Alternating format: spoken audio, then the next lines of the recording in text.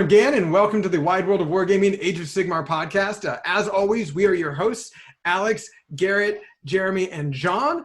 We also have two special guests with us tonight. We do have Paul from Best Coast Pairings, and he is renowned in Warhammer 40,000. Also, I think #1 ITC 40K 2014, 15, something like that. And then we also have we have a dog. Garrett, what's your dog's name again? Stellar. Okay, perfect. Well, we have a real nice show for you guys tonight. We are going to be talking to Paul, of course, about some of the new updates that Best Coast Pairings has in terms of stats and new stats website. We are also going to catch up on a few things that have come up from Warhammer community site, especially regarding Lumineth, and get some of our hot takes or sometimes cold takes on them. But as always, we do, of course, want to see what is on whose workbench. Paul, what's on your workbench? Really, it wasn't in preparation for this call or anything like that, but I've been reading the Seraphon book, Battle Tome, what do you call it? So I've got a pretty good digestion on that, I think, and know what I want to do with it. Because I have a decently sized Seraphon force, so. But just gonna see what I can do with it and get a couple games in and on TTS and. Yep, Paul and I were talking about maybe playing Wednesday or Friday, actually, right? Yeah, I'm looking forward to that because I want to get my teeth kicked in, but it'll be fun. Cool.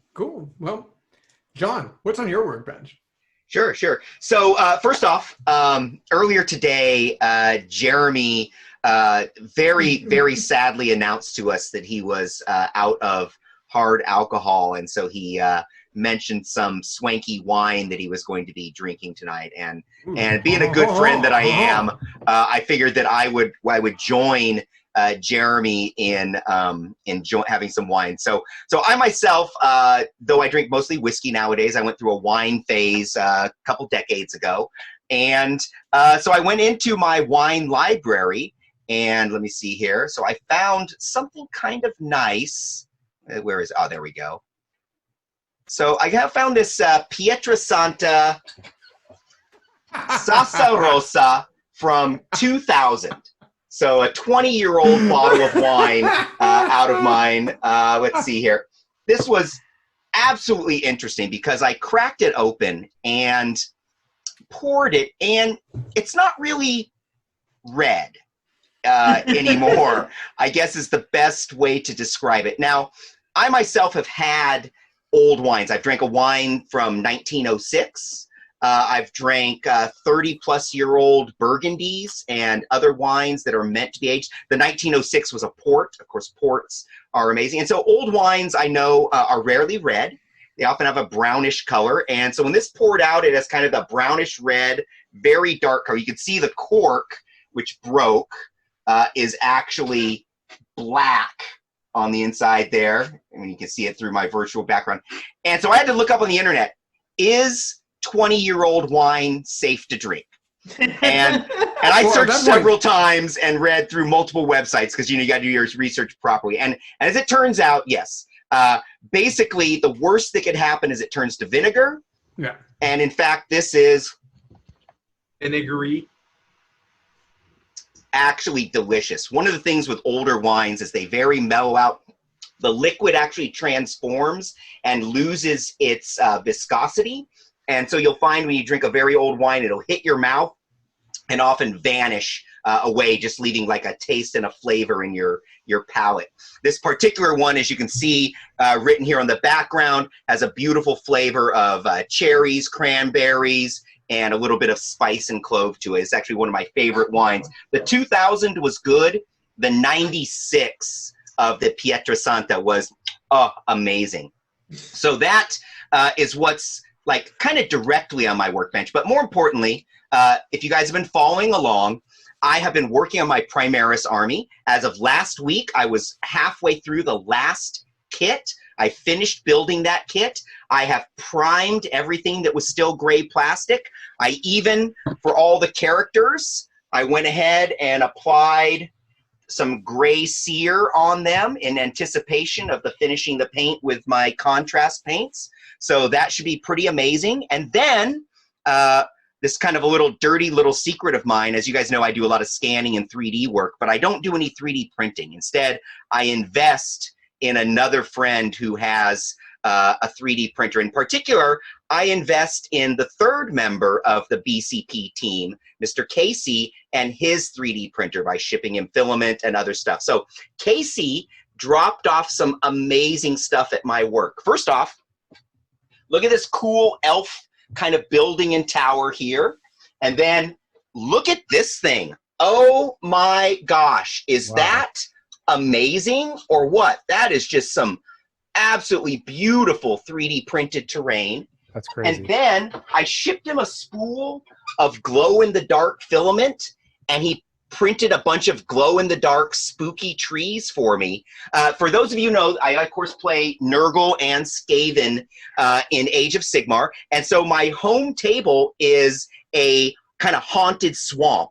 And so this is all stuff for my haunted swamp with some nice elf ruins in there because I do play Ideneth and all that. So what you're saying is you need to start Night Haunt now. Death? Well, you got to have that haunted swamp with all your spooky ghosts. Yeah, and that's what it's the swamp of Nurgle. It's the swamp of Nurgle. It's a radioactive swamp. Right, exactly. So anyway, so that's what I've been up to. Finishing off my Primaris, enjoying this beautiful 3D terrain. By the way, I use E6000 for the glue, just in case any of you have to assemble some 3D printed terrain, and enjoying some 20-year-old wine. Man, that's good. It was frightening to open, but it was good now. So that's what's up with me. Garrett, my friend, what is on your workbench this week? I see you wore the dog out, by the way. Yeah, I know. I used to have a dog on my workbench, but he was ready to curl up and fall asleep, so I let him go. But other than that, this last weekend, we tore apart our bedroom and we actually repainted all of our walls. Ooh, is that kind of a nice almond? No, what is that? A walnut color you have going on back there? Well, this is my basement, not my bedroom. Oh. But so your walls are just brown down in the basement. Well, actually, our walls, we did paint a nice red, like redwood color, like the couch in the background there. Ooh, nice. We painted about that color. It's a nice, warm, brownish red, so it actually looks really good. My wife is currently sleeping in my bedroom right now, so I will not show you. And then I actually started working on my Sylvanet display board. I left that upstairs, but I started gluing in some sheet metal circles where I could put trees on. And then my plan is to plaster over the plastic circles and try to create a layer of plaster on the wood of my Frontline Gaming display tray. And so then I'll have the plaster, which I can then flock and create as terrain. And then I have the circles where I can put the Sylvanet trees on. And they're magnetic, so I can take the trees off, and then they're flat. So when I still fly and ship my army, the display board disassembles and is flat. Ooh. And then I just assemble it and then put the trees on and flock the whole board is flocked, and my army just goes on. Oh, that sounds awesome. Can't wait to see it. Yeah, so I got the circles all glued on, and I just need to start the plastering. And when I'm done with the plastering, I'm going to start creating some like stumps and rocks out of green stuff and modeling putty and stuff like that, and then start painting it and stuff. So that's where I'm working on right now. And I was actually debating whether I want to like stain or paint the wood itself, maybe try to do something there. Don't know how far I'm going to go along with that, but the first step is just get the plaster or putty or whatever I'm going to put on for the basing material. And I'm just continuing to drink my original Sin Black Widow cider that I've been drinking the past couple of weeks. Nice. So. Oh no, I never asked you. I know you drink ciders. Of course, you avoid some of the wheat stuff. Do you drink wine at all? Is that safe on the palate for you? Yeah, I do drink wine. I haven't. You're not allergic to it? No, I'm not allergic to wine. I know. Surprise, surprise. Fruits. I'm good on fruits. Well, you're not allergic to sulfites? Maybe. You know what? I might push it, Alex. Give the guy a break.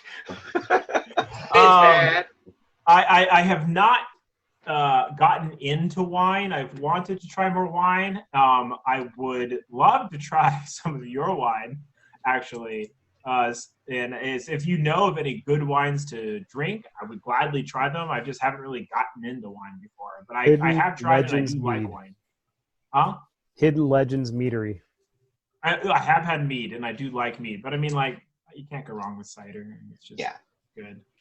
I'm almost out of this stuff, and a lot of the local cideries in the area, I've started doing delivery. So some cideries down in Richmond, Virginia, like Buskey Cider that I've been tempted, they just came out with a watermelon rosemary cider. Yeah, that sounds horrible. I know, right? It does. But I want to try it because it sounds awful, but I have to try it.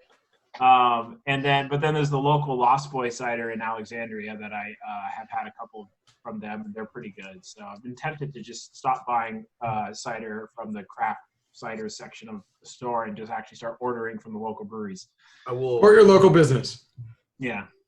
I hadn't even considered that. We do have a couple local wineries. Actually, this is kind of a wine valley where I live in. And we even have an award-winning brewery just around the corner from me. I wonder if they deliver. You might have just changed my entire experience. They probably do. Yeah. It's hard to deliver alcohol across state lines, but That actually, I was reading something about how wine is able to be shipped across, is direct-to-consumer delivery. Wine has somehow been able to do direct-to-consumer delivery, and so all these breweries, now that COVID's a thing, they're like, hey, wineries can do it. For us to survive, we need to be able to do direct-to-delivery, direct-to-consumer delivery, and so they're fighting legislation right now to be able to get through shipping beer and stuff across state lines. it's an old prohibition era. Oh, trust me, all over the East Coast, it's like, wait, I need to buy my liquor from the state-owned liquor store. I think in Vermont you can't buy on Sundays. Oh, really? You have that too? I thought that was only Oregon.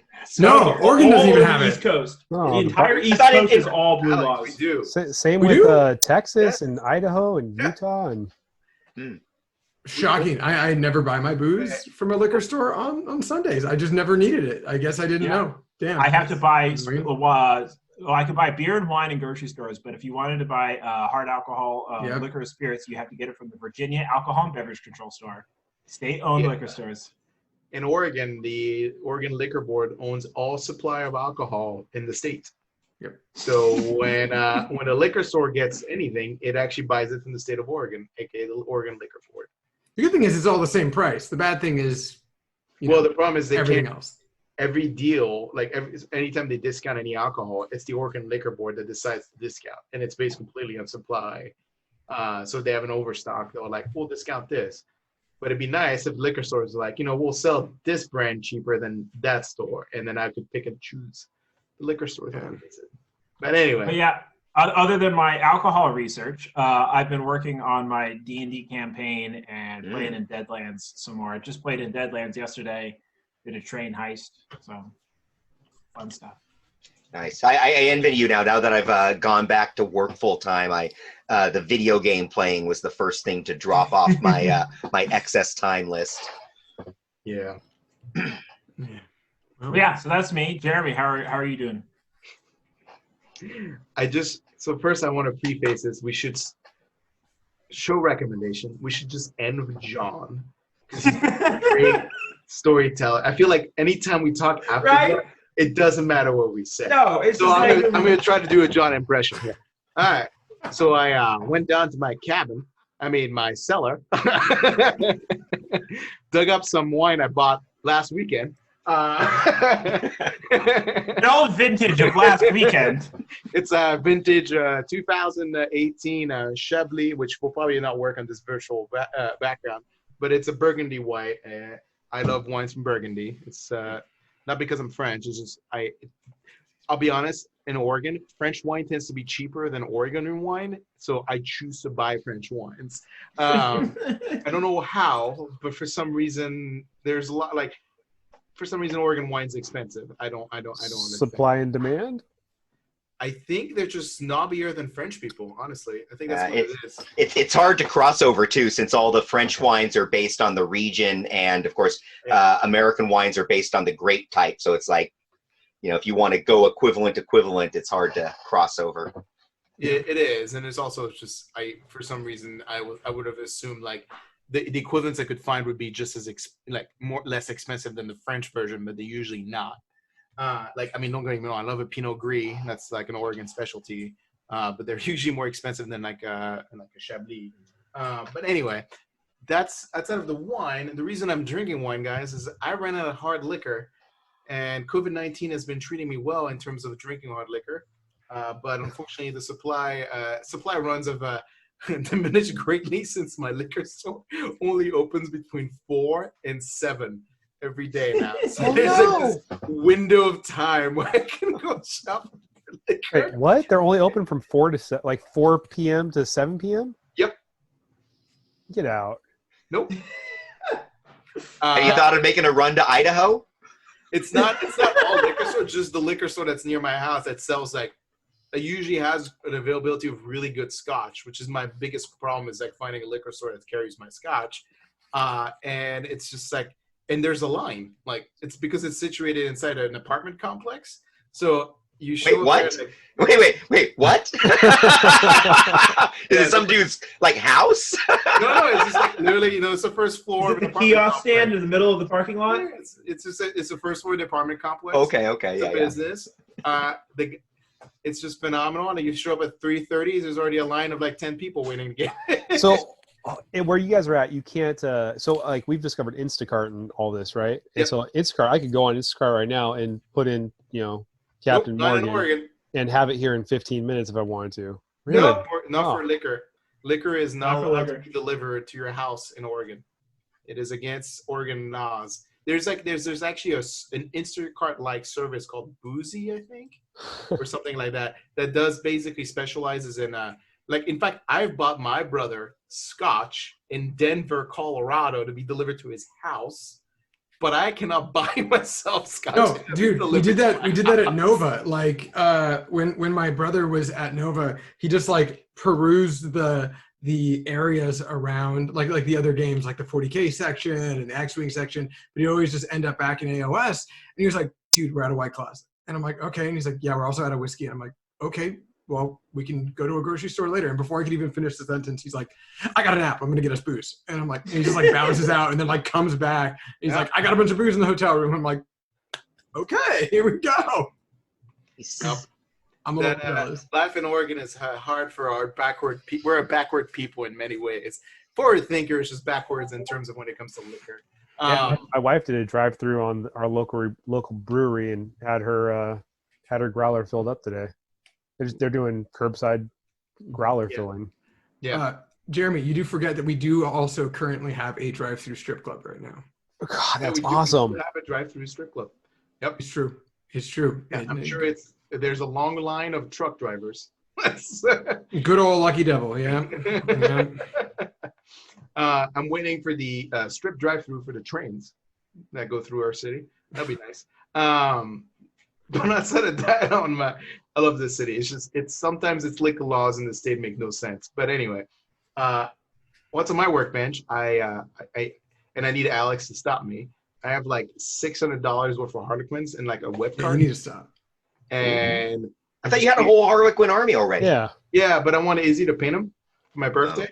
Mm. So, and I don't want to send him a bunch of models he has to strip, or me stripping a bunch of models that John McCool painted, which, John would just feel really butthurt about it. But Yeah. that's all right. He never really finished the army. I love you, John, but you never finished the army. So, I'm waiting for an Izzy commission right now myself. He's has some stuff that I gave him back in December, and he just hit me up the other day to ask me if I have the Farsight Enclave Forge World decal set, which I have an unused one. So I pulled it out and took pictures of them. I'm like, oh, I have this and the stencils that go with it. And he's like, oh, how much? And I go, well, maybe when you drop off my my commission, I can just give it to you. I'll be honest, Izzy, I've never had a problem with you following through and delivering any of my commissions. I want to point that out. You have a phenomenal service. And I know where mine is in the queue, and I've known when it would get done since last December. So it's not, I'm not anything but teasing him about it. I really want him to paint me a Harlequin army because he painted my Harlequin Wraith Knight. Oh, that's right. Yeah.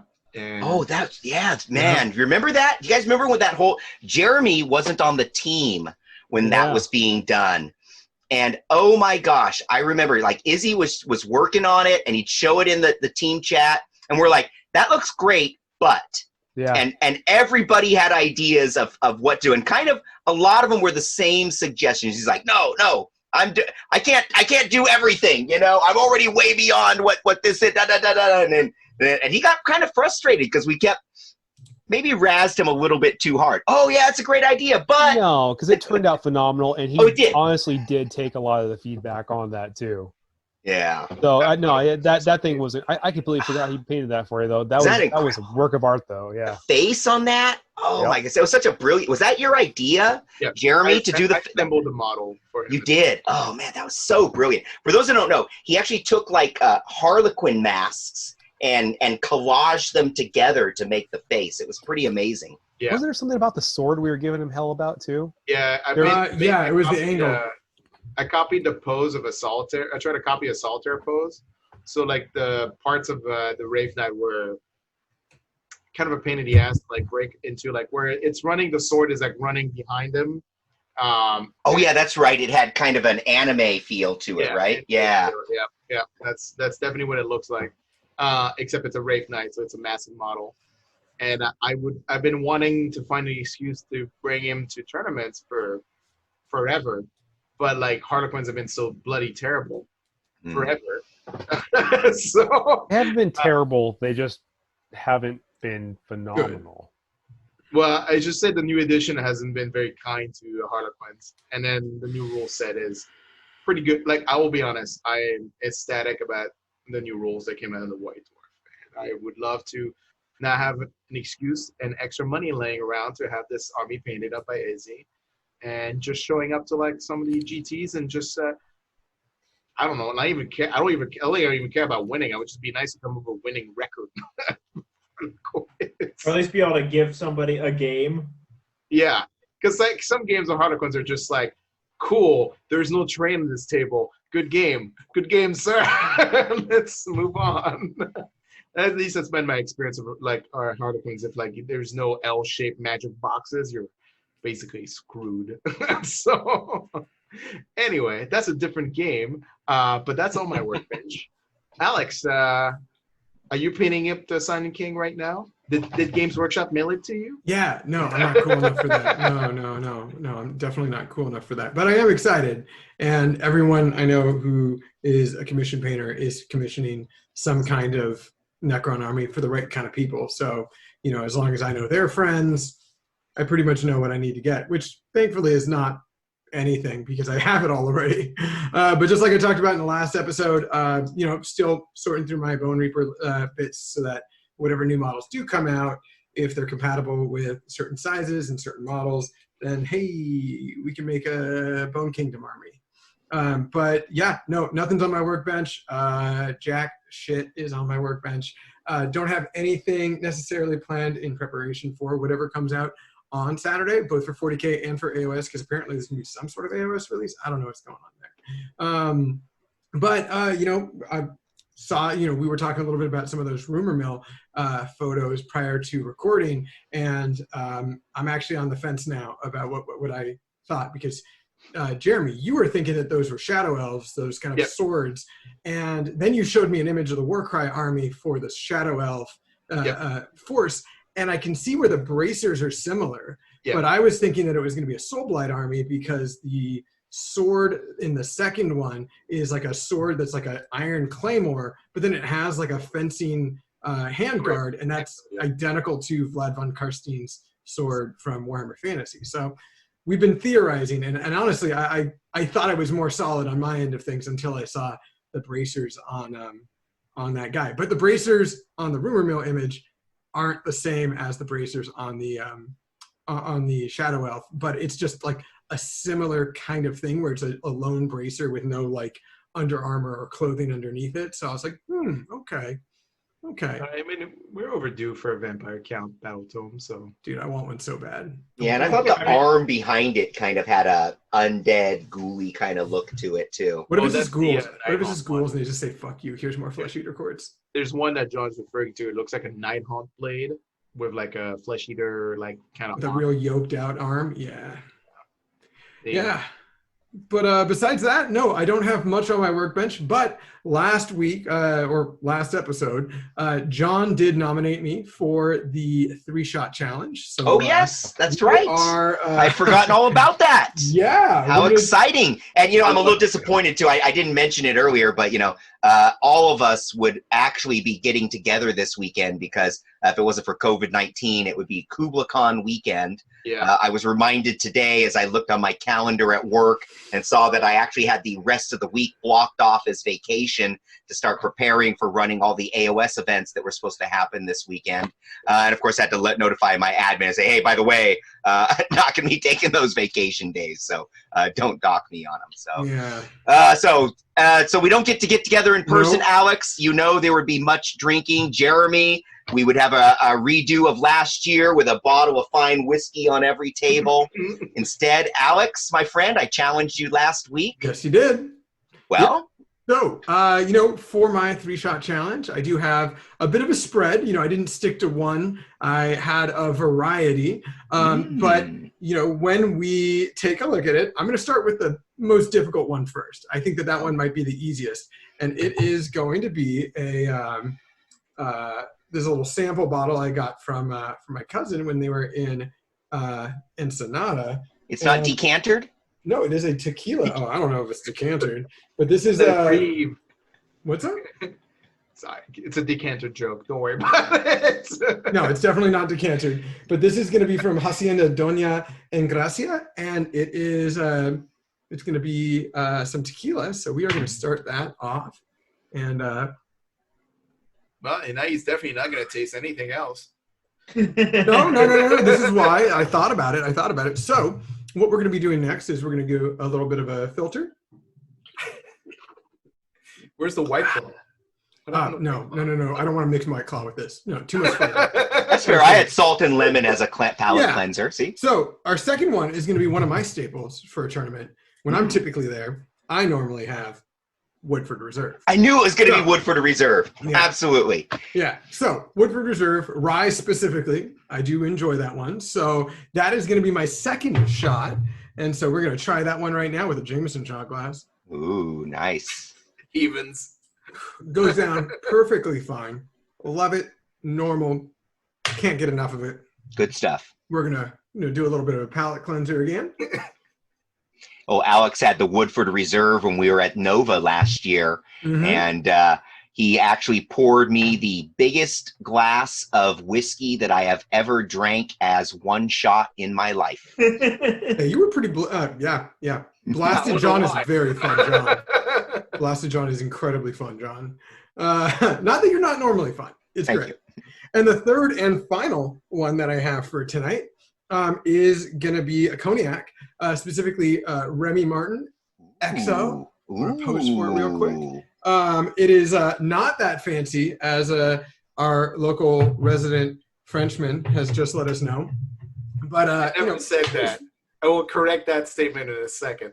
And for the shot glass here, I was relatively massively bummed out at the end of the week when I discovered that OFCC was getting canceled. Yeah. But last OFCC that I went to, I got myself a little OFCC shot glass. I need to put it towards me so that you can actually see it.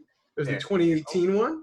So we're going to have some cognac with, pardon me, the OFCC shot glass. So bottoms up. I want to say to the audience, I appreciate Alex's shot distribution. It's basically liquors from all of his ancestry, kind of. Like you got a little bit of Latino, got a little bit of American, and you got a little bit of European in there. There you go. If we're going to talk continents, yeah, that is definitely fitting. Most well done, Alex. That was awesome. Excellent. Thank thank you. you. Thank you for participating. Yeah. That was awesome. Of course. Now we can't finish that off without, of course, my nominations. And I do Oh, have yes. a few.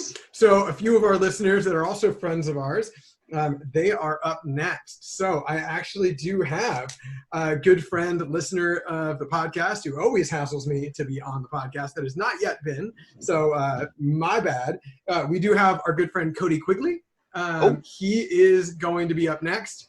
We also do have Ben Schmoller from T-Shift, aka Cascadia Open fame and Cruisehammer.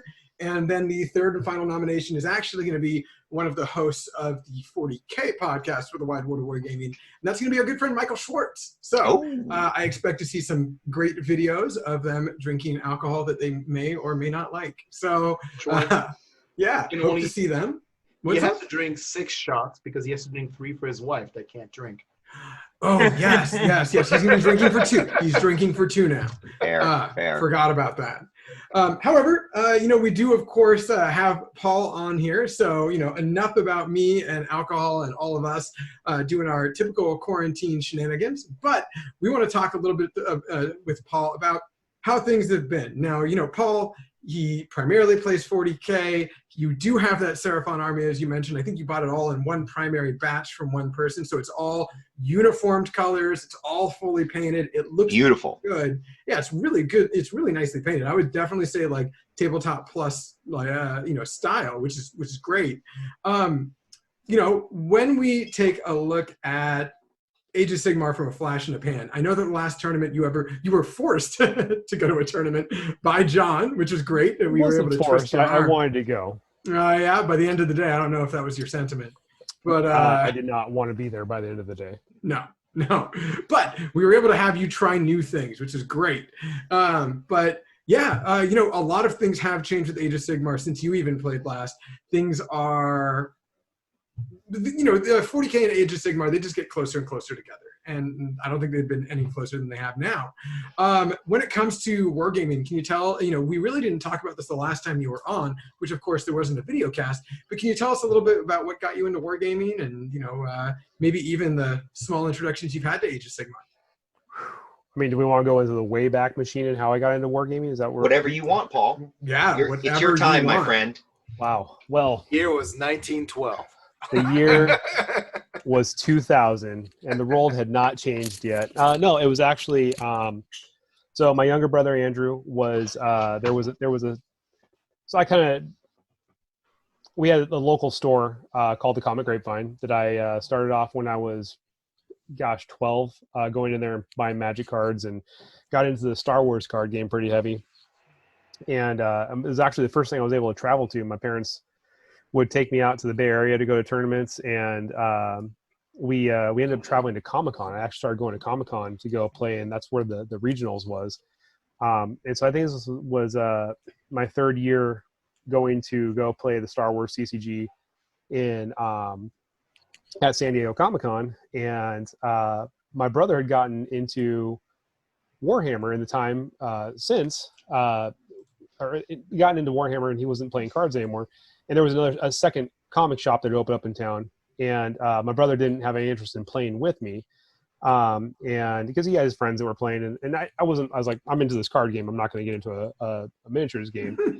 And then there at Comic-Con, in the center of Comic-Con, there was this giant display of Tau, and I was like, that's awesome. I'm going to get some of that when I get home, and I'm going to have my brother teach me how to play. My brother basically stopped playing when I got the models, and so I didn't really have anyone to play with for a while, but I kept collecting them.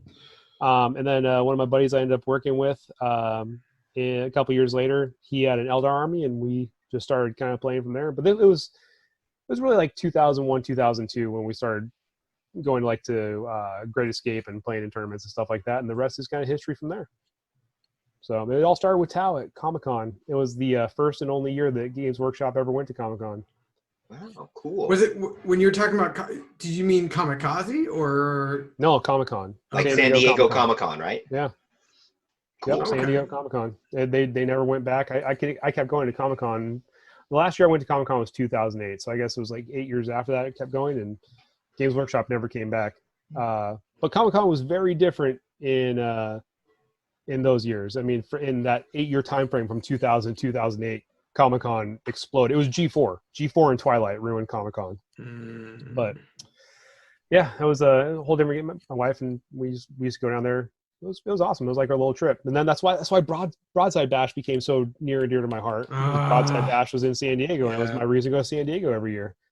So it was. And we met Alfarius at Taxi Dave. Yeah, Taxi Dave. All right.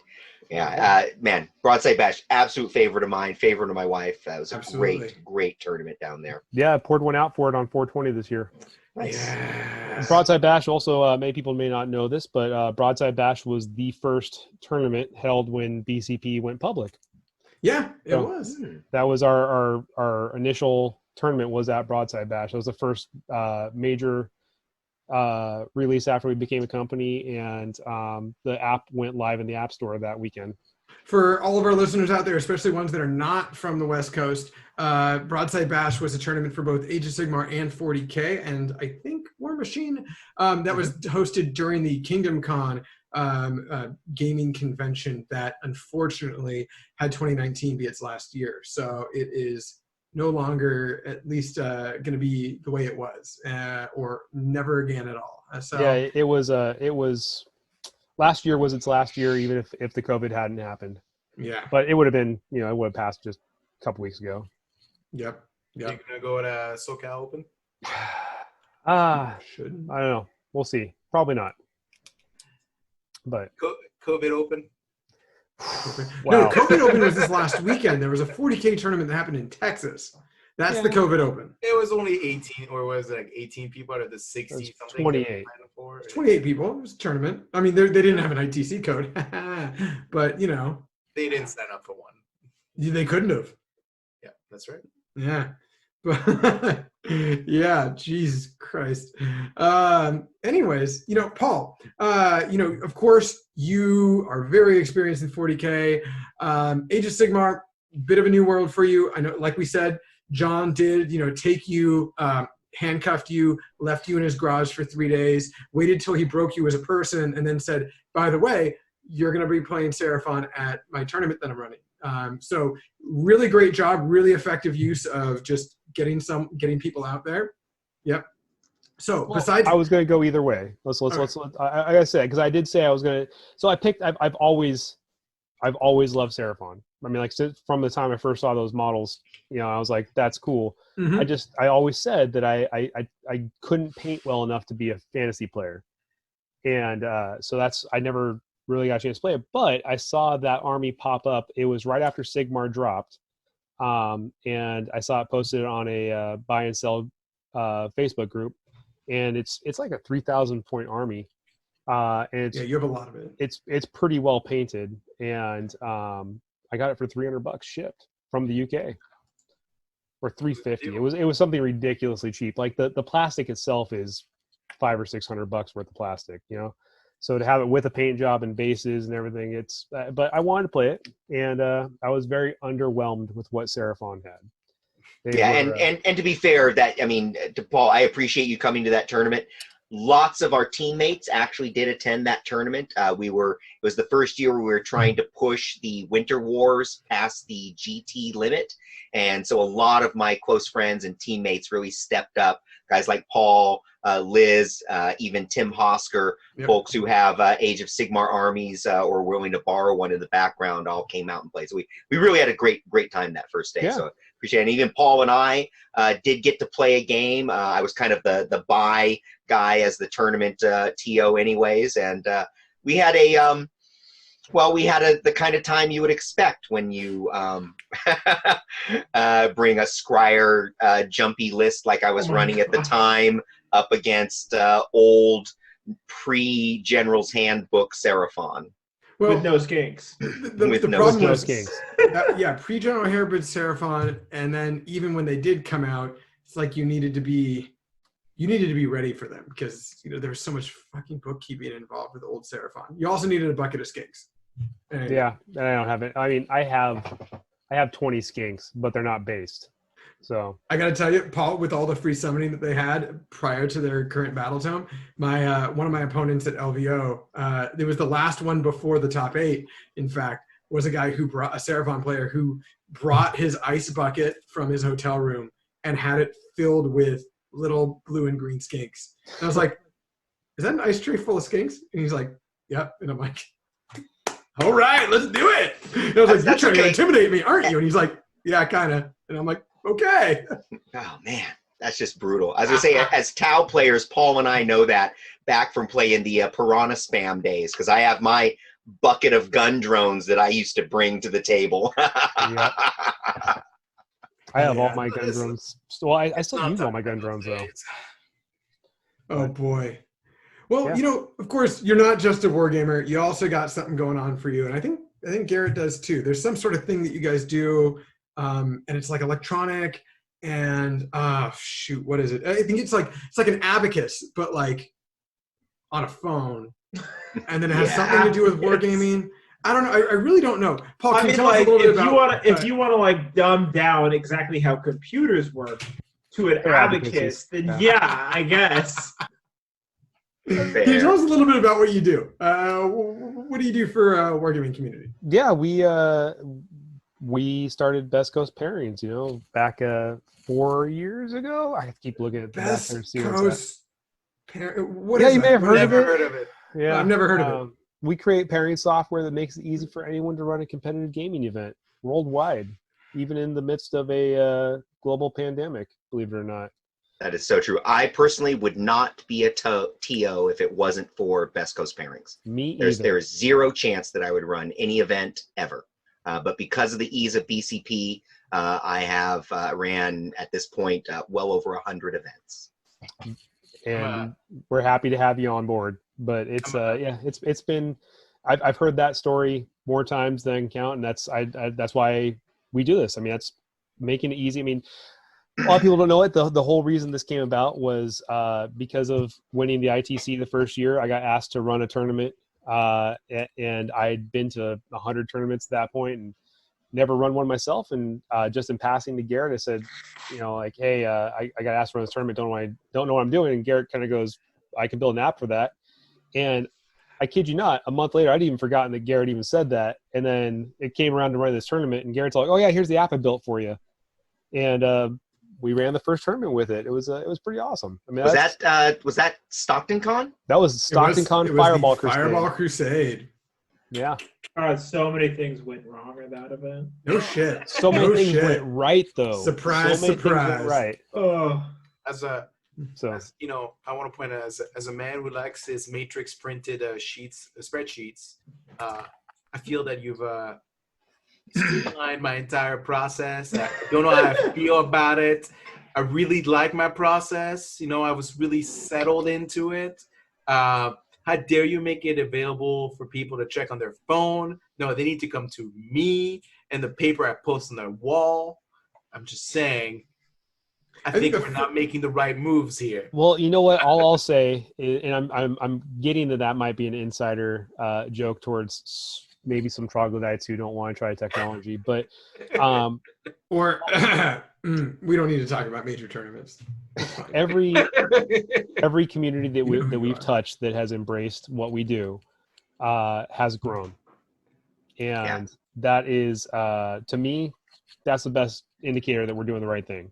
Right. So, I mean, because we're at this point, we obviously started with 40K and then moved on to Sigmar and a bunch of others, but we make it easier for people to run tournaments. And as soon as you make it easier for people to run tournaments, more tournaments happen. I mean, it's kind of crazy how that kind of trickles down, but. Oh, for sure. I would almost say that the explosion of the Warhammer, the Warhammer and Age of Sigmar competitive scene has as much to do with BCP as it does with the growth of the ITC. They kind of go hand in hand, but I don't think that without BCP, we would not have the massive amount of tournaments that we can go to on a regular basis, almost anywhere in the country. Right, anywhere in the world. I mean, one of the coolest things I went to when I was on my way to SoCal this last year, I rode with a gentleman who spends half his year in California and half his year in Norway, and he flies back and forth with his army. And he said that when the coolest thing he he said was that when he went to Norway, he was able to pull up his BCP app and find tournaments the next day when he showed up. Oh, wow. And I was like, that's pretty solid to me. Is that, you know, someone can go find a game, you know, and relative ease that, I mean, even just going back a couple of years, I mean, 3 years even, you know, that was something you couldn't do. It's like, if you didn't know the people who locally ran tournaments, there was not a good chance you were going to actually have a tournament, you know, like it's just, you couldn't find them. Yeah, that's true. There used to be a lot of, private invitations to small tournaments because it was so much effort to run a tournament that you wouldn't just let randos come. You'd kind of pick and choose some people that you knew were going to be reasonable to work with and were going to show up. So a lot of stuff like that.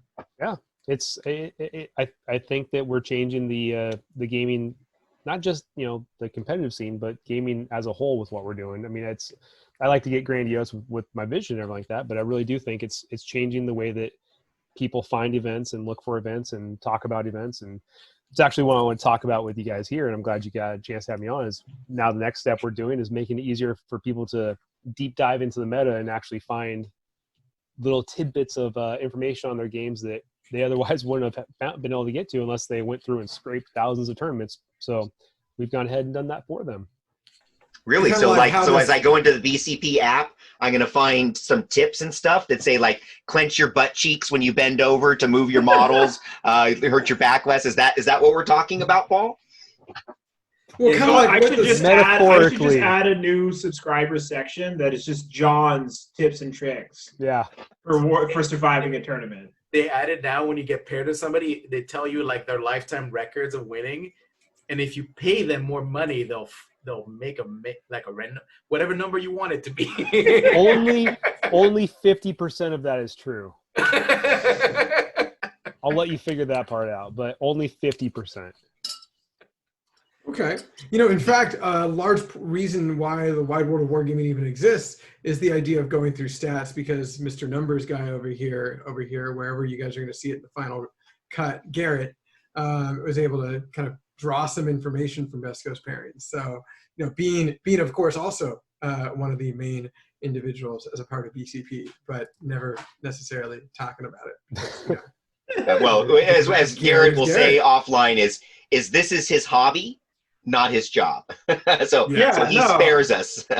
In fact, so people know, we actually had to especially beg and encourage Garrett to allow us to have Paul on and talk about BCP on this show, because I don't think that's you not need normally to beg the focus. Paul. Like, I don't think I had a choice in this. Paul was just coming.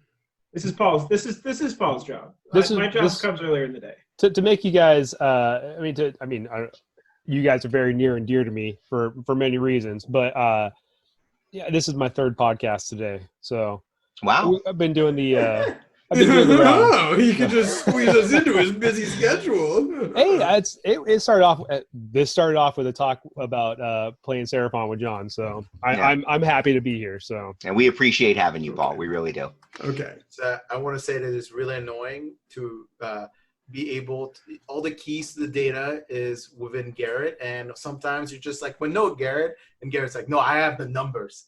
And I can't fact check it. I fact check this guy. Yeah, so, you can now. You can. Garrett is actually a dick about the numbers too, because he'll like, oh, I crunched the numbers and I've got this in, but oh no, I can't share that with you. No, I can't actually show you any of this. But oh my gosh, what I'm looking at is amazing and enlightening. Sorry guys, no privacy issues. No, can't he's share a goddamn dragon hoarding his goddamn data. And, a data dragon. He's a data dragon. You're a goddamn data dragon. Gladly. That is your new nickname. Data dragon. No longer are you encyclopedia. You're now data dragon. I like it. Guys, you can't give him double D's. Yes, you can. Yes, you can. Look how tiny he is. His tiny frame, absolutely. He'll have back issues the rest of his life. He'll be fine. So with these amazing stats, like I said, Garrett has teased us for a while, and as you know, we've actually, especially about a year ago, early on, we were analyzing stats. We were kind of pulling stuff up, but it was really hard for us to do this. So we had to take everything through the front end to do that, you know. So I'm like doing screen captures, I'm doing text captures of the website, I'm doing text captures of the ITC listings, dumping those into a spreadsheet and trying to glean some info. What kind of info what kind of statistics, what kind of data is the average person going to have access to? Is the subscriber going to have access to? And is there even a higher level tier that perhaps podcasts or other professionals might have access to? Well, so we can start with, let's start with the first one. It's the easiest one, is that right now this is all for subscribers. So there's long-term plans for what we want to do with some things, but as of right now, just to keep it easy, it's for BCP subscribers. So if you're on a BCP subscriber, I highly recommend you become one so you can take a look at this treasure trove, data dragon hoard of information, if you will. For Sigmar alone, there are actually 11,000 games in there. Oh, look at that! He followed wild. Instructions before I could prompt him to do this. Next up, basically everything we have. What is up this? right now. What are we looking at here? I am very confused. I have no idea. I've never seen an internet in my life. What's an internet? Tell me. There's only one tab open. Is this really Garrett's browser? I don't know whose browser it is. This is not my work. This is not my work machine. This is my gaming PC that doesn't have Real quick. any Garrett, you shared your screen, and I've never seen this before. It's triggering because it looks like I'm signing up for college classes. But can you tell me what I'm looking at? Yeah, I don't know, Paul. I'll let Paul take it away. So why don't we go back to let's go back to the home screen there, Garrett.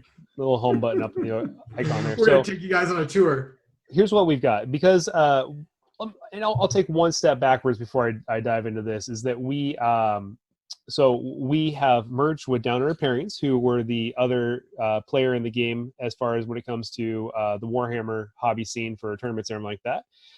Part of what they do is they bring on to the team Josh, who is a web developer, and in tandem with Garrett being able to build the wonderful backend he has built for us, Josh was very quickly able to consume and build out some of the pages that we've always wanted to do on the web, but have been stuck in iOS and Android for. So this is the first step towards putting things to the web in addition to being in the apps. So for the time being, this is web only, but eventually will trickle down into the apps. But this is what, when you go through the website right now and go to our homepage, this is the page you'll see when you log in. A little more secret sauce on what's going to be going on here. But essentially what's going to do is in the very near future where your upcoming events are, it's going to show in date and proximity order the closest events to you based on your location. And then, of course, the highlighted events like our homepage currently does. So there's another nifty little thing in here, too, that he slipped in. Garrett, if you actually want to take it to the upper right-hand corner up there, and you can actually see the player profiles now.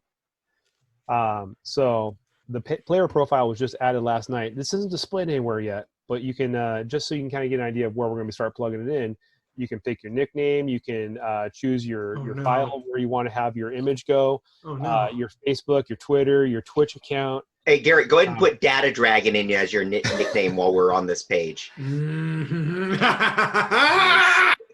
then go ahead and save on that. And now Garrett is Data Dragon, however you want to call it. Data Dragon. But fucking goddamn hoarder. Yeah, and then you can pick your image. I mean, this is just the start of how player profiles are going to feed out. But John, you need to make me a Data Dragon. Find some sort of like dragon hoarding over some like some RAM. I'm picturing a fractal dragon. We're gonna get that guy who does the artwork for a lot of those other hosts. We'll do that thing like what Dayton has. Scrivo. We're gonna have you as a dragon hoarding fucking code. Put smog on a hard drive. Done. I was thinking just a bunch of RAM chips. It's like on top of like all those like DIMMs, just a whole bunch of DIMMs. Taking notes. All right. And then go up to the home screen there, and let's go to actually go check out the stats page here. So we have this all split up by seasons right now. It's not set up by ITC season. This is BCP seasons, actually. Well, eventually we'll have it so you can filter down into different leagues and things like that. Leagues or circuits or seasons. But right now it's just the BCP annual seasons we went through. So you got the 2019 Age of Sigmar there. I think that's the one that you guys are all going to be wanting to look at. But you can see the number of games that are played into it. It's 11,000 games last year were played across BCP. Yeah, mostly by me. Okay. Well, you know what? Let's see here, Jeremy. You were actually second to Alex. What? Alex played 55 games, while Jeremy played 42. Wait, is it the win record overall? No, that was number of games played. The win record is right next to it. That's the win record. So actually, No, Alex, you're the most winning Sigmar player last year. But not where it counted. Well, It's the events where I was like, haha, Jeremy's not there to fuck me. you're just an RTT hero. Oh, no. Hold on. RTT hero. Paul, I got second place at 4 GTs, second place at 1 major, and first place at 1 GT. Look, I don't know everything, but I know what Ricky Bobby taught me. You should say he really likes clubbing seals. No. You just we're not here. I find that got it is second very in the satisfying. ITC. I'm fine. No.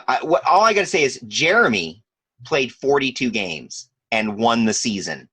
You all can take some notice of that. Well, let's go a little deeper dive into this. 42 games is Garrett, the answer we're for really winning hit the Jeremy, season. and let's dig into what Jeremy took to win the season there. So this is actually going to be part of Jeremy's player profile here, player analysis. So let's actually see how Jeremy is trending. Whoa! So What is actually, a chart? Can we make this a pie chart? No. No, we need to make it a pie Yes. chart for Logan. My charts We do. are terrible. Don't do it. No. Our good friend Logan, he literally only makes pie charts. He's getting his doctorate right now, and all he uses for all of his data is only As a pie data charts. scientist, pie charts are the worst medium to represent data ever. And that is what my brother has said. Well, Logan Constantly. Mulroney says otherwise. He loves pie charts. so Jeremy, did anything in particular happen around, I don't know, like 26th of May with the armies you were playing? Because that's when you got good. Yeah, they got a new book. Fireplace got a new book. And then, look, never lost a Yep. game. It was, hey, look at this army that's got a hard counter to fucking Actually, no, everything. it's Also, I like how you just didn't go to, you only went to GTs basically. You're like, yep, I'm good to go. Just only GTs. Well, it's because I like playing against the best possible players, so I pick the events where they're going to be there. And What then- happened there in December? Just drop?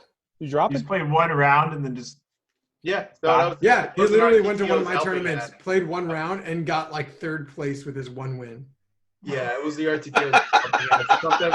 The way I had scored the tournament, he had gotten 3rd I didn't place and wanna he had do dropped more it. He's like, and he's gonna after round 1, he's like, I'm gonna go have lunch with my wife, so I'm gonna leave. I'm like, are you coming back? And he's like, I didn't want No. to neutralize people. Like, it's, you know how daunting it is when somebody's just like, fuck, I gotta play Jeremy. Like, it's just like, I don't want to fucking do Yes. that to them.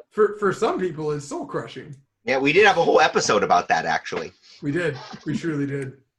But yeah, it's beginning of the year, played Nighthawk, and then after March, played Fire Slayers. No, with your one glimpse back gets where you're like, I'm gonna lose the tournament. I'm gonna play really shitty. Yeah, and then you I play me at the final table and you beat me. So As like, for that's rehash, fine. I That's fine. bought my best friend Gareth and Gloom's Fight Army, and I played it after it was fully painted by our wonderful acquaintance of ours, and I won a GT with it, so that was pretty cool.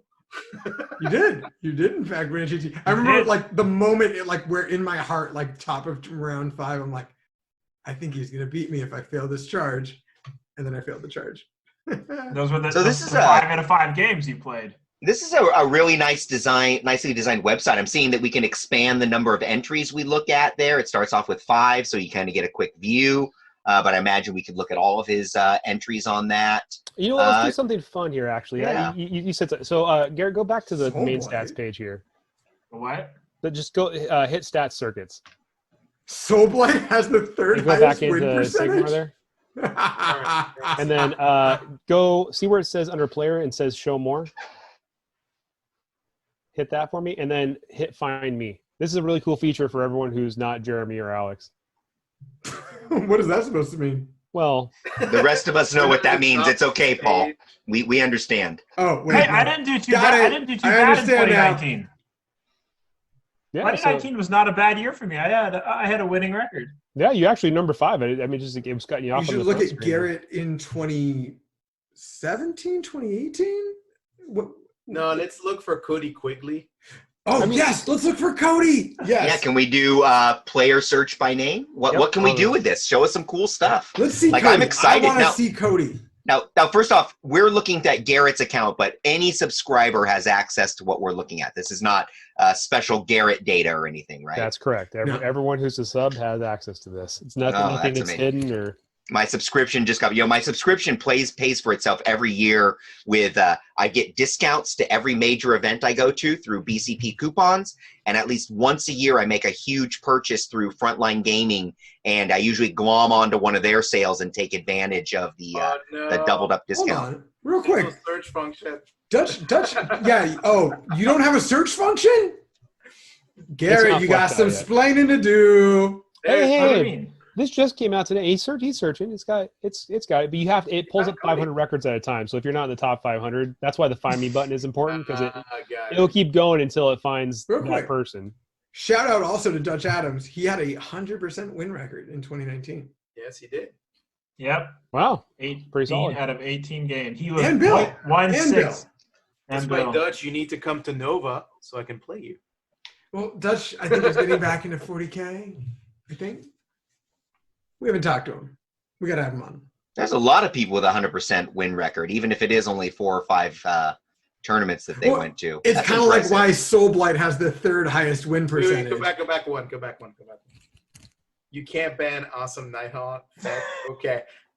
Are we allowed to have like these kind of nicknames? No, but there's a guy in Spokane who was named Sex Master with 3 X's, if you remember that. I remember seeing BCP. And look, there I am. Who the fuck is Sex 617. I rocked last year. Let's see. They saw the winning percentage, though. 16 wins, 2 ties, 8 losses out of 26 games. Yeah, not bad. Now let's look at Jeremy. You account for 0.24% of the meta. Oh, nice. Holy shit. 37 wins, 5 losses, 42 games played. Yeah, we see me while I flinch, while I duck for cover? Out because I didn't actually, I just showed up and left. Alex is 0.5% of the meta. All right, but not look with Alex with 42 wins as well. So wait. Jeremy won the season with 42 games, but Alex had 42 wins total. There's some kind of like answer, like universal answer in all of this. I mean, are you seeing what I'm seeing, Paul? Yeah, are you seeing this? I am. Yeah, Jeremy stops me in everything. He's he's my roadblock. The obvious is that the answer is also the question. Right? But you're missing that there's even a question you have to ask. I didn't smoke a bowl before this. How many roads must you go down? 42? 42. Magic number. See, it doesn't work, does it, Alex? No. Here's our buddy Sean. And Carrie. Oh, look at him. And Scott. Hey, look at 7 Scott. wins. Oh, there's Scott with a 38% win percentage. And nice. We have some Pacific Northwesterners over here between Carrie and Matthew. Matthew Kingster. Jared's swayed up. Yeah, I see my buddy Jared on there. Nice. Pablo. Yeah. Pablo plays AoS? What? Pablo Abarca, yeah. Oh, yeah. So this is just the players, just for the players. So if you want to go and actually get into, like, you can get into factions and actually even dive into the meta itself too. On the main page, it's sorted slightly differently, so it doesn't show, like we were saying about the players. You got 100 people who have one tournament win and went 3-0. It doesn't necessarily mean that they're a fantastic player. So that's why Alex is popping up as the top player here on the stats, because it's sorted by win record. Well, the number of games you've had. Oh, okay. So it's your win record and then the number of games you have to, what is it? So, yeah. So it's not just someone who's some joker who won an RTT is going to pop up in the top. You know, not just RTT heroes is what I want to say, but. Yeah, I'm looking at this, and I think you were robbed last year, Alex. I mean, I guess by the tech, no. I've always been a little weird about how the scoring in ITC works, anyways.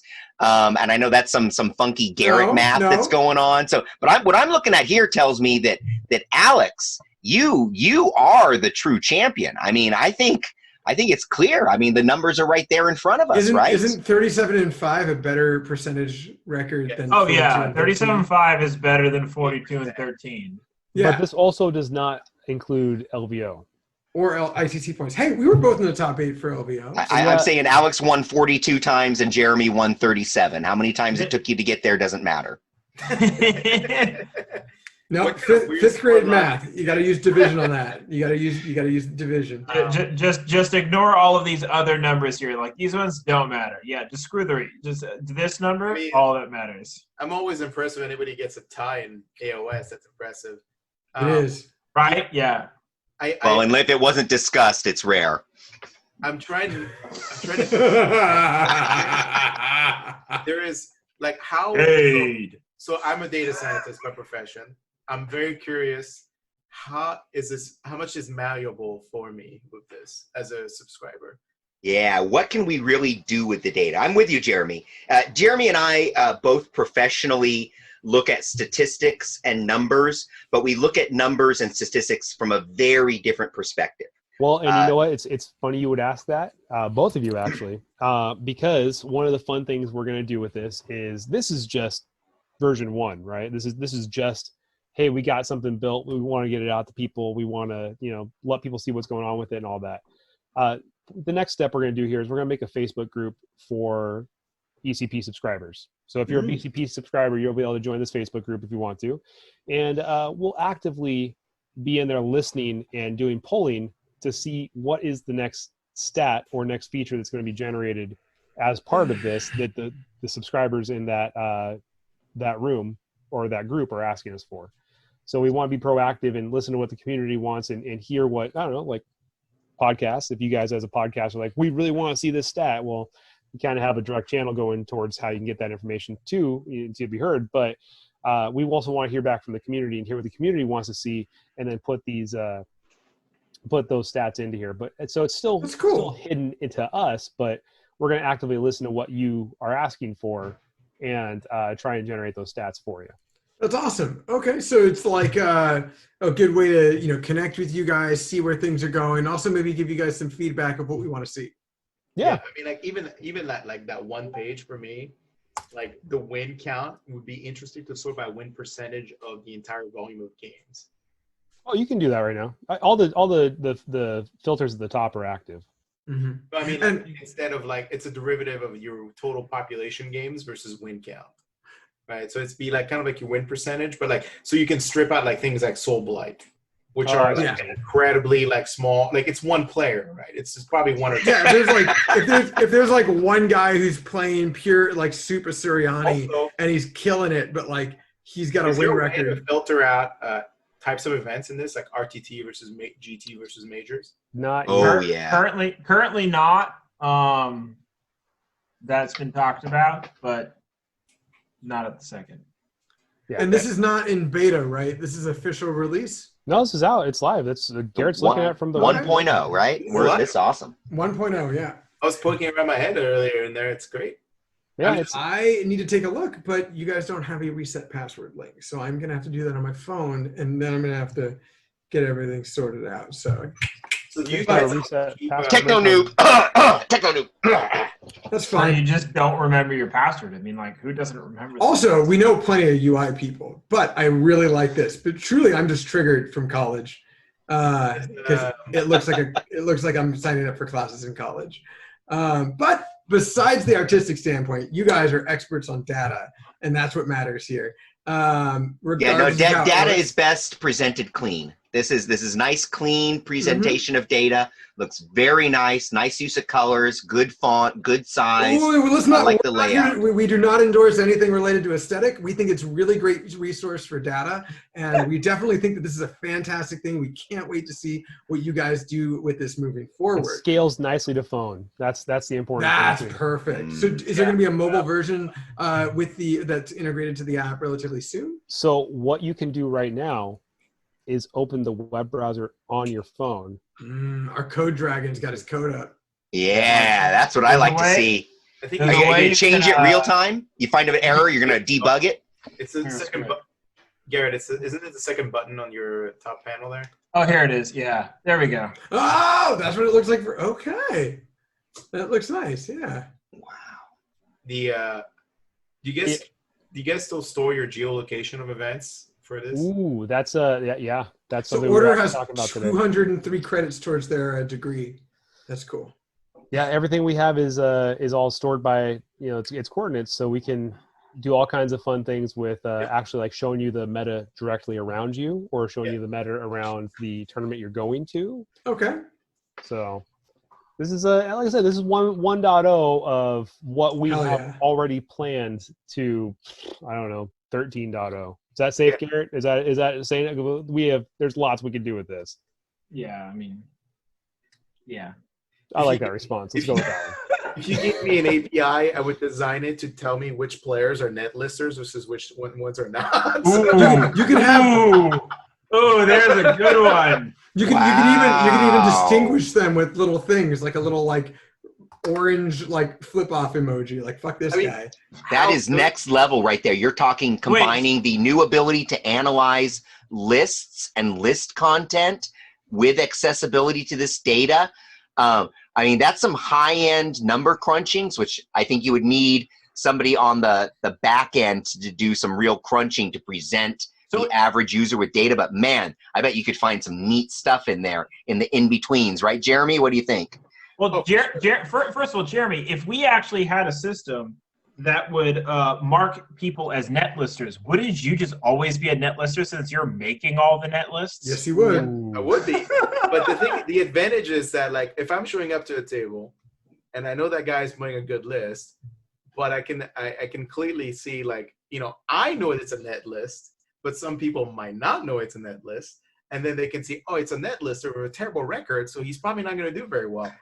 I don't have to worry so much. So this is going to be a bit of a psychological game for him. So he's going to be having lunch with me, and I'll be like, hey, man, who's your round 2 opponent, or who's your round 5 opponent? And he'd be like, look it up. And if it's not me, he'll be like, oh, it's so-and-so. I'm like, I don't know who that is. What is he running? Well, his record is this, and the army is running into this. And no, I'm good. I'm fine. Or even better yet, his record with Army X versus the army I'm playing is this.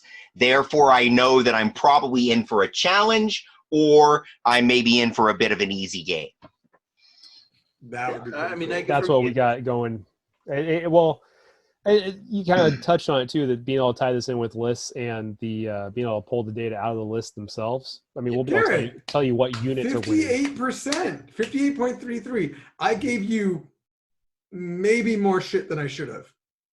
Yeah, 21 wins. It's like half the answer. Let's look at 2020 before you actually, I dragged Garrett quite a bit in the 2019 year. I felt a little bad for that. Feel better. Garrett had less losses than you. Now is this only 2019, 2020 data, or how far does this go back? Because you guys have here we go, Alex. 33%. There we go. So you guys have been collecting data for a while, but how far back does the data we're looking at go? How far back does it count? Right now. So if you look here's all of our different circuits that we have. I don't know. Oh, I see, right there. Okay. So yeah, we did each by different years, and so I just went basically January 1st UTC to December 31st UTC, which is why if you look at these for time zone reasons, it's saying December 31st, December 31st. But I mean, this interface just has nothing but room to grow. Yes, what I'm coming down to. It is a great base for the petri dish that can grow into something beautiful. Well, you know, the danger that we're looking at here, though, is that just like BCP itself, is that we've grown so far without having this, that think about what's going to be like in a year or two when this is just, I'm going to check out how that army's doing. Like people won't even think twice about this. This is going to be something that people will think has always existed for this game. Oh, I see what you're saying. Do you think it's going to actually change the community in ways having access to this information? Huh? 100%. Yep. I mean, it did for the Atlantic A's, right? That's the entire premise of Moneyball. So, like, it's my point being is that, like, the thing is, data only gets you so far, right? Especially data like this is always based on historical, and tomorrow is never predictable as well. And you'll always have people like me, Alex, and Garrett, and John will always going to try to test, like, the boundary of, like, how far, like, you can take something beyond what data tells you. But data is a nice building block to tell you not to make that kind of mistakes. Well, the neat thing about data is, I mean, just put it like that, is that nothing is anything until it's compared to something. Yeah. So you need to have something to base it off of in order to actually know how good it is in the first place. So. Well, data is the best way to lie there ever was. So I see even getting some of this data and kind of running New York stats at my opponents at the table to disturb their thought process. Mm-hmm. I mean, how fun? Oh, you're playing Stormcast. Wow, Stormcast loses 98% of the time against Skaven. This matchup's going well for you already. I can't wait until you lose, and then you're like, well, I guess I brought that average down. The exception that proves the rule. Yeah. So, with all the big changes that you guys have here, and I got to say, this looks great. What should we expect to see maybe in the next couple of weeks, or maybe even as we reach on into midsummer, and maybe even closer to some of the tournaments, possibly in the end of summer if they end up happening? What should we expect out of? There's a lot of sediment. It's the cork. That's not sediment. Is it? Definitely. Definitely a lot more of this. A lot more deep dive into this. And again, I'll encourage the community to participate in our Facebook group once that's all set up and going. But one of the things, I mean, we don't have enough bodies in BCP to do all the things we want to do. And it's awesome having another body to help us out with things. But the Great Wall of Features is pretty long as far as things we want to do. Sure, that's awesome. But the app keeps growing, and I don't want to tease too much about what we got going on. But we have plenty of stuff to build out, and lots of stuff that we're gamers too. That's the thing that I've always felt has separated us from people who've really tried to build pairing softwares before us, is that we're gamers. Most people who are building pairing software were like some of the manufacturers I've had the honor of getting to work with. The issues they've had is they hired a development team that had no idea about the gaming community and had no interest in the gaming community to build software for them. Right. They didn't know the intricacies of what this is and what they needed to do. And so the scope was what they were given, and what the output they created was what they got. Yeah, you need niche knowledge and passion to do stuff like this, and you have that in spades. And I love the integration of a profile and a system like that. I remember talking to you about that back like 2016. In terms of what you can integrate to BCP. So I'm super happy to see that this stuff is jumping off. Like you can add your Facebook, Twitter, Twitch, like you're seeing right there. I was about to say, all you got to add is Discord, and it's already there. Wonderful. Yeah. Okay, that's awesome. You guys really covered your bases. It's been pretty amazing watching you guys grow over time. I will tell you that long gone are the early days of BCP, when I would actually go to run an event, and I would basically message Garrett, okay, Garrett, I'm about to run an event. And if I had any issues, he would literally real time make corrections on the back end and push the stuff forward. And it was awesome. I'm not talking about, like the first weeks and months of this to now, where it's just an amazing product. Like I said, I could not run events without BCP. It makes it a pleasure to run events. Everything about it. And for people that aren't TOs, everything from the integration of ticketing that drops right into my bank account every time I sell a ticket, to the ability to post links, for my ability to pull down player lists and email packets to all my players. There are just amazing small details built into this app that again and again make it superior to use and just improve that. You're laughing, Alex. I know. Am I the only TO that sends packets out ahead of the event? John, do not take offense. I am not laughing at you. I am laughing at what is going on the screen share. The data drive. As you speak. That is a very impassioned speech, John, and it made complete sense. I wasn't watching. I see.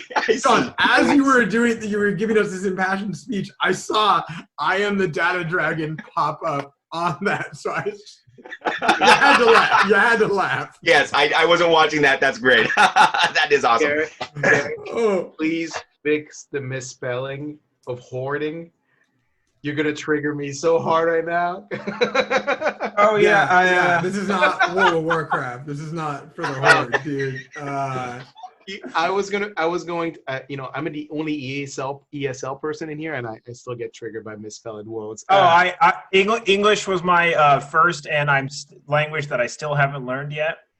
You can say that a lot of people are that way. The only thing I'm worried about, I'm passionate about English, and which is completely different than you're worried about, Paul, is that I'm going to send so many emails to Games Workshop, like with data-driven explanations as to why they're fucking up rules. So congratulations, you have now attributed to a very annoyed customer service rep from Games Workshop having to deal with. At least we'll have very nice slides to take to our rep to say, like, apparently it's this guy who's just telling us we're doing our job incorrectly. No. You see, there is where you're failing, Jeremy. When you deal with data-driven people, you give data-driven information and data-driven facts. When you're dealing with emotional-driven people, you have to give emotional data and emotional information. And people that are making the beautiful rules and models and everything we have for Age of Sigmar are not data-driven people on any level that I can perceive of. So I'm not sure that a data-driven plea is going to get you what you want. I'm thinking a pretty picture, maybe an artistic representation, a meme at the most. Pie chart? A pie chart. It depends on the colors you use. If you can get nice contrasts on your pie chart, then perhaps they can pay attention. How would I show negative values in a pie chart, John? I don't know how. You use inverted colors. What's the problem? You need a second pie chart. The lines just start going outside the pie. Yeah, they're like, yes. Your pie could be a Moebius spiral, is how it works. Oh no. Garrett, is there anything else you want to show us with the new releases, or? Wait, Garrett, no. You got to start off with the part that says "I am the data dragon." So it can't just be "I hoard data." It does have to say. It has to be all capital letters. Unless you're able to italicize or bold, then like. Or do it in script format. Yes. Can you put some brackets around data dragon? Just put a GIF. Just put a GIF of smog. Let's just use my Slack. I'm gonna do that. I'm gonna see what we can do to commission that guy to make like a Garrett Dragon hoarding a bunch of RAM. I think that is appropriate. That is. I gave him a copy of GTS. Maybe he'll. What I'll do is I'll find out what we should do for each one of you, and we'll make it happen. I just want to point out that anybody's watching this stream or this podcast and this recording will now send you a bunch of shit to your personal email, Garrett. So enjoy that. Yes. Also, Garrett, I made a note of this earlier, but you didn't have any tabs open, but you did have your bookmarks open, and I gotta ask you. I gotta ask you a very particular question. No! Get those back here. Screen share again. Wait, I got a screen cap. Rewind the video, Alex. Oh, I was just trying to. I didn't want to call him out too much. Would your question about programming sucks? Oh, that's an amazing article. Oh my God! If you have not read Programming Sucks, so those are all articles, right? Okay.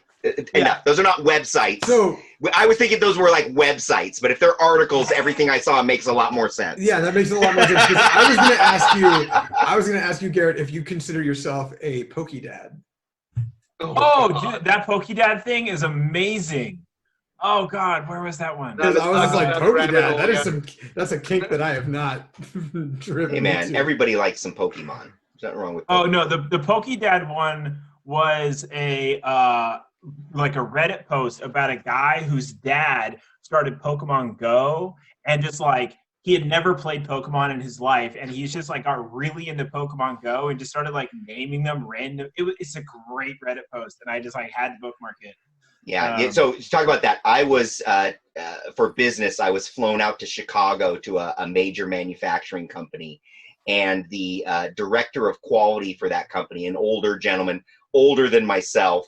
We're out to dinner at a fine restaurant, and we're enjoying a bourbon and talking business and quality. And I was like, I need to check something real quick. And he pulls his phone out, and I see the motion of his fingers. I'm like, are you catching Pokemon over there? He goes, well, it's kind of my dirty little secret.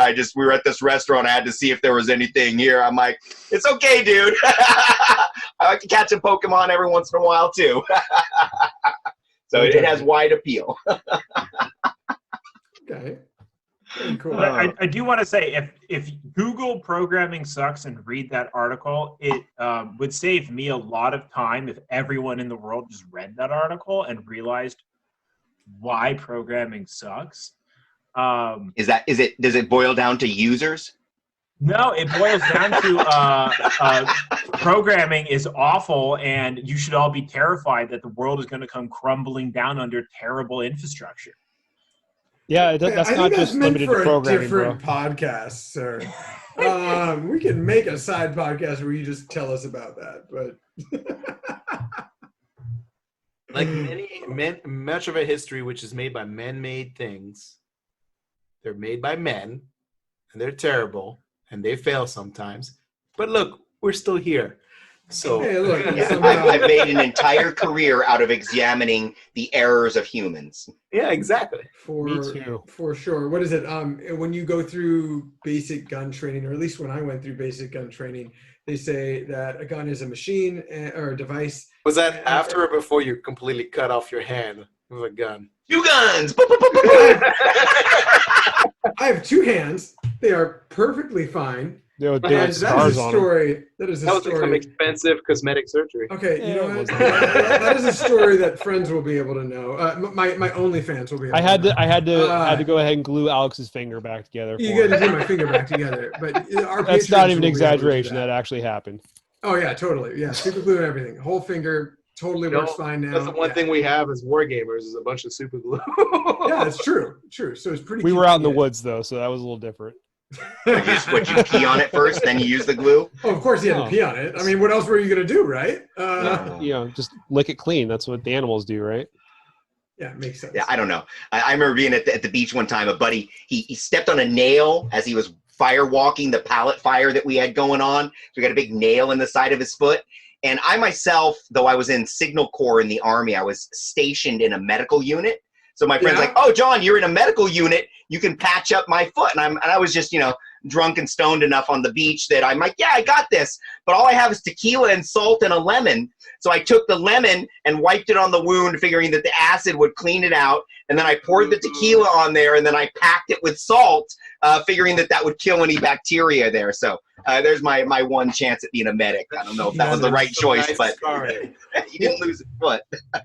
Oh god. In terms of that, what Jeremy was talking about, what I was going to say is that a gun is a device that can and will fail. That was what I was taught.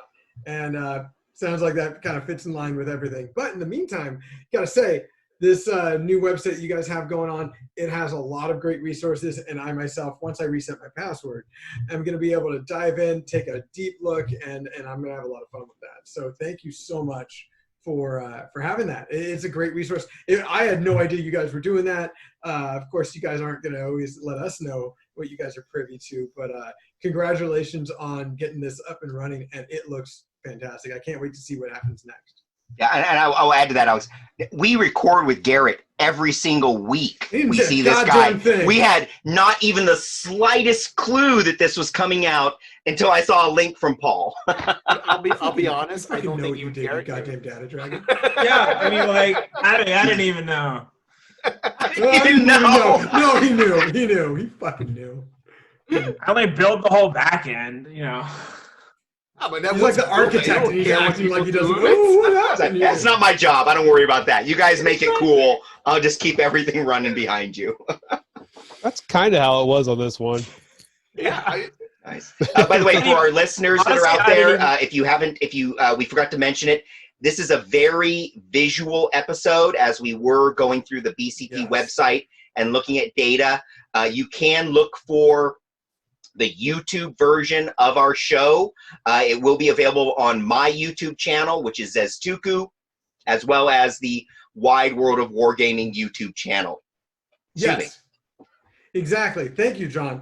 So do check us out on that YouTube channel, whether it's John's personal YouTube or the Wide World of Wargaming. We're going to have those videos up. You guys are going to be able to enjoy them, and it'll be a very good visual representation to what we're talking about today, which is going to be a really good look and insight on the Best Coast Pairings stats page specifically.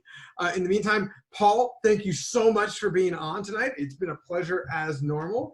If you guys do like this podcast, do subscribe on YouTube, both the John and the Wide World of Wargaming's YouTube pages, or you can give us a like on Facebook, Podbean, or wherever you get your podcasts. Let us know what you like or what you'd like to see, and we'll certainly see what we can do to incorporate that into an episode. And we are also on Frontline Gaming's Daily Roll, typically on Thursdays or Fridays, but we hope to hear from you soon. And this is going to be Alex, John, Jeremy, and Paul signing off for the night. You guys have a great evening. Garrett's in there too. And Garrett. Good night, everybody. Data Dragon. That is now the show title. You guys have a great evening. I hope Benedict Cumberbatch plays you in the movie.